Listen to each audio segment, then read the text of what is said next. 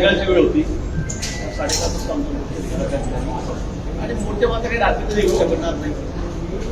मोर्चाचा मार्ग ठरलेला होता, परवानगी मागितलेली होती. त्यामुळे मला असं वाटतं नियोजन वगैरे कुठे चुकलेलं नाही. पण ते एखादी बघण्यात येऊन त्या ठिकाणी अशा पद्धतीने बोलते, कधी बाटली फेकून मारते मोर्चावर, तर हेही काही योग्य नाही. आणि तो मोर्चा सुद्धा महिलांचाच होता, महिलांच्या आरक्षणासाठीच होता, महिलांच्या हक्कासाठीच तो मोर्चा होता.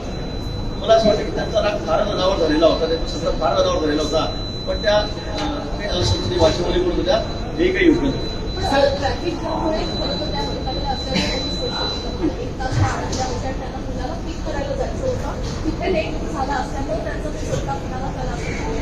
नाही, बरोबर आहे ना.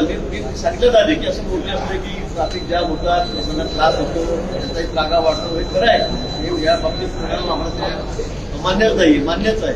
पण आता शेवटी महिलांच्या हक्कासाठी हा मोर्चा होता. असे मोर्चे आपण बघतायत मुंबईमध्ये, शहरामध्ये, राज्यामध्ये, देशामध्ये सतत निघत असतात. आंदोलन जेवढी मोठी होतात तर आपल्याला माहिती आहे काय काय त्यावेळेला होतं म्हणून मग अशा पद्धतीने तुम्ही तक्रार करू शकल्या असत्या, पोलिसांकडे केली असती. थोडा सौम्य भाषेवर सुद्धा मला रागच्या ठिकाणी व्यक्त करता आला असता. त्या ज्या भाषेत बोलत होत्या, पाठी फेकून मारली, ते काही फार मला वाटतं संयुक्तिक नव्हतं.